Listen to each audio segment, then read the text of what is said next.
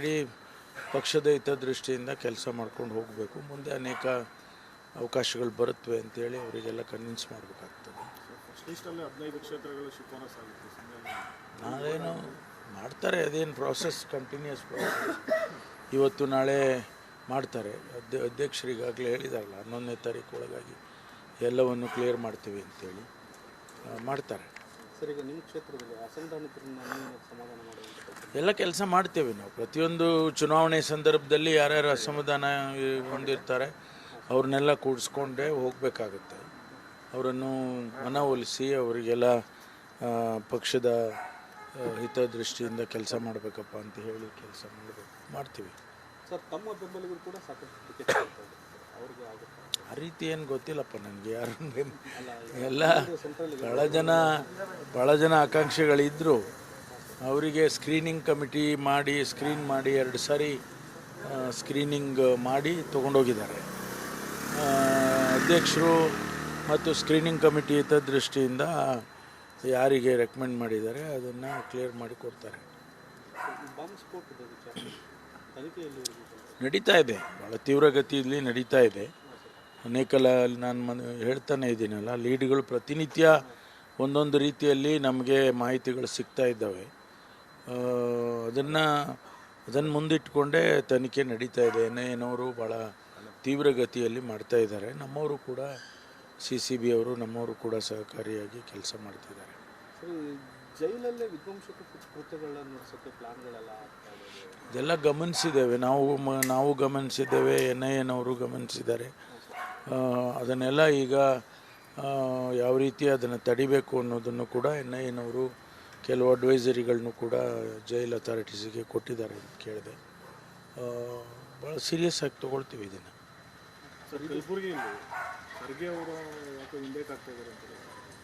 ಗೊತ್ತಿಲ್ಲ. ಅಂತಿಮವಾಗಿ ಅವರೇ ತೀರ್ಮಾನ ಮಾಡಬೇಕಲ್ಲ. ಅಧ್ಯಕ್ಷರು ಅವರೇ ಇದ್ದಾರೆ ಮತ್ತು ಅವರೇ AICC ಅಧ್ಯಕ್ಷರು ಇರುವಾಗ ನಾವು ಅದರ ಬಗ್ಗೆ ನಾವು ಏನು ಹೇಳೋಕ್ಕಾಗೋದಿಲ್ಲ. ಅವರಿಗೆ ಬಿಟ್ಟಿದ್ದು, ಅವರ ಏನು ತೀರ್ಮಾನ ಮಾಡ್ತಾರೆ ಅವ್ರಿಗೆ ಬಿಟ್ಟಿದ್ದು. ಸರ್, ಈಗ ದಲಿತ ಮೀಸಲು ಕ್ಷೇತ್ರಗಳು ಹೆಚ್ಚುವರಿ ಸೀಟನ್ನು ಕೇಳ್ತಿದ್ದಾರೆ ದಲಿತರಿಗೆ ಗೆಲ್ಲುವಂಥ ಆ ರೀತಿ ಯಾವುದು ನನಗೆ ತಿಳಿದಾಗೆ ಯಾವುದು ಕೂಡ ಆ ರೀತಿ ಪ್ರಪೋಸಲ್ ಇಲ್ಲ. 5 ಕ್ಷೇತ್ರ ಮೀಸಲು ಕ್ಷೇತ್ರ ಇದೆ. 5 ಕ್ಷೇತ್ರಗಳೇ ಅಭ್ಯರ್ಥಿಗಳನ್ನು ಕೊಡ್ತಾರೆ. ಅದಲ್ಲದೆ ಹೊರತುಪಡಿಸಿ ಇನ್ನು ದಲಿತ ಸಮುದಾಯದವರು ಬೇರೆ ಕ್ಷೇತ್ರದಲ್ಲಿ ಕೇಳಿದ್ದು ನನಗೆ ಗೊತ್ತಿಲ್ಲ. ಆ ಥರ ಏನಿಲ್ಲ. ಇಲ್ಲ, ಆ ರೀತಿ ಯಾವುದು ಪ್ರಪೋಸಲ್ ಇರಲಿಲ್ಲ. ಇನ್ನೂ ಜಾತಿ ಗಣತಿ ಇನ್ನೂ ಬಹಿರಂಗ ಆಗಿಲ್ವಲ್ಲ.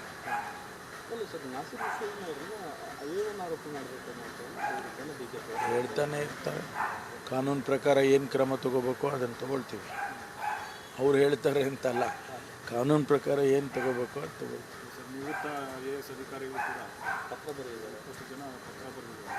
ಬರೀಲಿ, ಅವ್ರು ಬರೆಯೋದಕ್ಕೆ ನಾವು ಯಾರು ತಡೆಯೋಕ್ಕಾಗುತ್ತೆ? ಬರೆಯೋದಿದ್ದರೆ ಅವ್ರು ಬರೆದಿದ್ದಾರೆ ಅಂದರೆ ಅದನ್ನು ಪರಿಗಣಿಸ್ತಾರೆ. ಯಾವುದೇ ರೀತಿಯಲ್ಲಿ ಅದನ್ನು ನೋಡಬೇಕು ಅದನ್ನು ಕೇಂದ್ರ ಸರ್ಕಾರಕ್ಕೆ ಅವ್ರು ನೋಡ್ಕೊಳ್ತಾರೆ.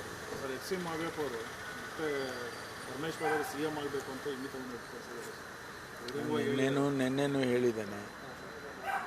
ಈಗ ಒಂದು ಸ್ಥಿರವಾದ ಸರ್ಕಾರ ಇದೆ.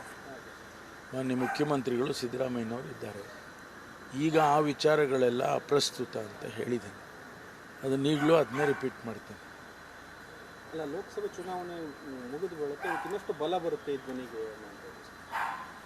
ಅದೀಗ ಸದ್ಯಕ್ಕೆ ಅದ್ರ ಬಗ್ಗೆ ಚರ್ಚೆ ಮಾಡದೇ ಇರೋದೇ ಸೂಕ್ತ. ಚುನಾವಣೆಗೆ ಹೋಗ್ತಾ ಇದ್ದೀವಿ, ಎಲ್ಲರೂ ಒಟ್ಟಿಗೆ ಕೆಲಸ ಮಾಡಿ ಹೆಚ್ಚು ಸೀಟ್ಗಳನ್ನು ಗೆಲ್ಲಿಸ್ಕೊಳ್ಳೋದಕ್ಕೆ ನಾವೆಲ್ಲ ಪ್ರಯತ್ನ ಮಾಡಬೇಕು ಅಂತೇಳಿ ನನ್ನ ಅನಿಸಿಕೆ ಅದು. ಯಾಕೆಂದರೆ ನಾವು ಹೆಚ್ಚು ಸೀಟ್ ಗೆದ್ದರೆ ಇನ್ನೂ ಕಾಂಗ್ರೆಸ್ ಪಕ್ಷಕ್ಕೆ ಹೆಚ್ಚು ಶಕ್ತಿ ಬರುತ್ತೆ.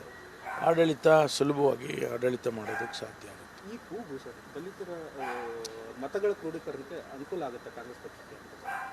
ಗೊತ್ತಿಲ್ಲ, ಅದು ಯಾವ ರೀತಿ ನಾವು ವಿಶ್ಲೇಷಣೆ ಮಾಡ್ತೀವೋ ಆ ರೀತಿ ಒಬ್ಬೊಬ್ಬರು ಒಂದೊಂದು ರೀತಿ ವಿಶ್ಲೇಷಣೆ ಮಾಡ್ತಾರೆ. ಕೆಲವರು ನಾವು ಒಟ್ಟಿಗೆ ಮತ ಹಾಕಿಸ್ಕೊಳ್ಳೋದಕ್ಕೆ ಒಂದಿಷ್ಟು ಅವ್ರ ಮನವೊಲಿಸೋದಕ್ಕೆ ಬರುತ್ತೆ ಅಂತ ಹೇಳ್ತಾರೆ.